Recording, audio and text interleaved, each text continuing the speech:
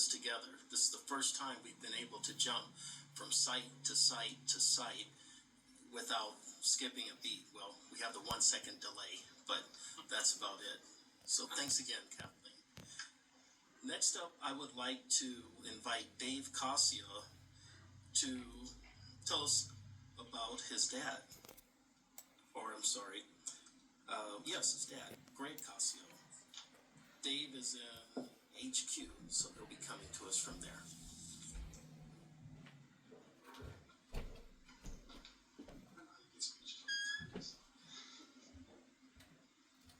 Thank you for allowing me to join you today. I know that most of us have a story to share because words touch so many of our lives. It's important that we occasionally acknowledge the sacrifice and how much we ask of our citizens from time to time. My father was a career officer who served 2 tours in Vietnam. He was once asked to write something for his church bulletin for Memorial Day. Today I'm sharing with you what he wrote. For me, his remembrance is timeless and expresses what it's like to be in the military. It's about people. My father passed away before he was ready to visit the wall, but I believe if he was alive today, he would be finally ready. And it's interesting to note that President Obama is today in Vietnam. I think that would also please my father. Before I share with you his remembrance, I need to give you some context. He didn't talk to us about his experiences. But when we were kids when he went, and we didn't know how to ask him about it. After several years after he retired, I finally asked him what it had been like. He said he would answer any question I asked, but only this one time. After that, I wasn't to ask him, or we wouldn't discuss it again. For me, at that time, war had seemed like a great adventure, but for him, it was a tragedy. I don't remember how long we had talked, but afterwards I went to my room, rolled down as quickly as I could. I knew that I would not be able to trust my memory because what I had heard sounded somewhat unbelievable. So I'd like to first read to you what he told me he had experienced. I spoke with my dad about his Vietnam experiences tonight. His first year, 1965 to 66, he saw the number of troops rise from 95,000 to 190,000. He was sent to Cameron Bay to set up a logistics base 3 months after arrival. While sleeping on the beach, the morning of the 3rd day, the beach was stormed by the Marines sent to secure Cameron Bay. He thought that was very fun. VC in Saigon would use kids, maids, anyone.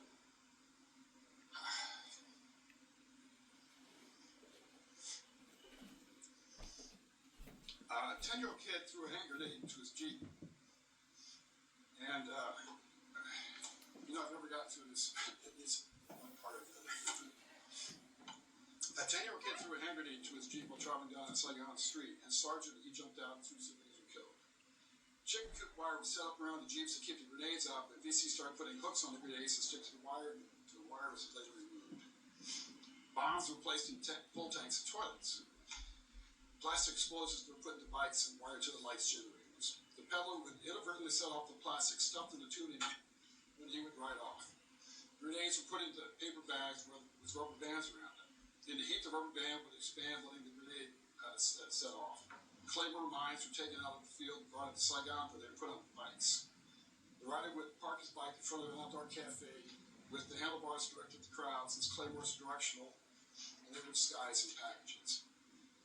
He had a Saigon maid he knew was a VC. Whenever he was to have a daylight attack, she wouldn't come in, or an evening attack, she would leave at 3 p.m. One infantry captain worked with him in logistics, but complained that he didn't belong behind a desk, but in the field. That urged him to shut up and put stake button. But the captain transferred out, and 3 days later led him outfitted to an ambush where he was cut in 2 by a 50 millimeter. My dad and the other officers attended the funeral for him at the airport. He set up 14 orphanages in Vietnam. Old frayed material was used for building supplies. Once he held a court of honors for his scout troop that someone bombed him.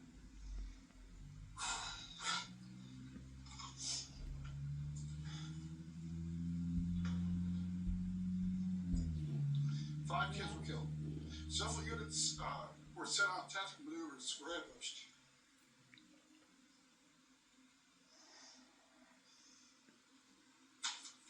"25 men were killed."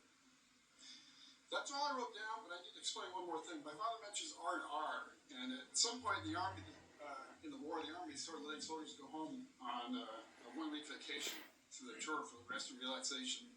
Most people went to Hawaii or Australia. Bruce, did you ever go on an R&R when you were over there? Yes, I went to Hawaii. So they did, so everybody, was that kind of a regular practice, or did people... Yes, I went to Hawaii or Australia. Yeah. Was it kind of weird that you're in war and all of a sudden you have like this little vacation? My girlfriend met me in Hawaii.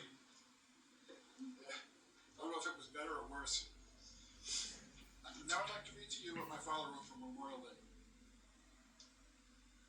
Reflections on Vietnam. Deep, fast friendships, fear for self and friends. Hot, humid, always wet. Beautiful people, but who's the enemy?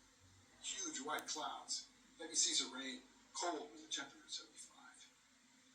Hands, small hands, reaching out to shake yours, others to take your watch or wallet. Black market everywhere. Smelly taxi, pedicabs. People everywhere. Quiet country full of fear. Young Vietnamese army captain, always asking for spare wood. Lumber crates, extra food. Volleyball games with orphans. Boy Scout jamboree, kids, just kids. And scouting. Just like home, but no place to go. R&R. So many days to go. Are the plans just right? Are we wasting time? Is this the best place to stay? Maybe she missed a plane. The last I'm here, there she is. Goodbye already. God, do I have to go back? Hot, wet, humid. 5 months to go. Hey, look at my pictures. Yeah, they have grown. Your wife is pretty. I can't wait to go. You think we'll get hit tonight? Gee, he was only in the country 3 days. Got it in the neck of the bunker. They passed 12 to 24 guys yet. Travel again. I hate long again. These colonels in their trailers. All we do is plan for T-Day, but when? I wonder if Kissinger is really talking. Marines pulled out last night. Funny, he was my best friend, never said a word. Young Vietnamese army captain. You mean all that junk wood and you built this orphanage? You want a model airplane for the kids?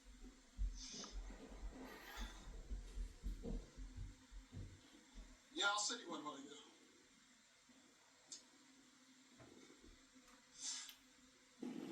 Sorry. I really didn't practice. I wonder if they got it. I wonder what became of them all. You want to go to the memorial? It's only a few hours drive. I'm just not ready yet. Maybe I'll never be ready. Deep, fast trends, die fast, so slowly in my heart and my mind. But well, it's over, isn't it? But sometimes I remember.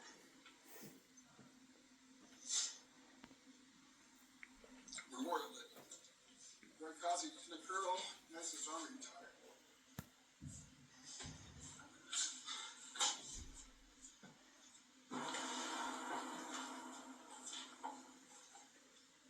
Thanks, Dave.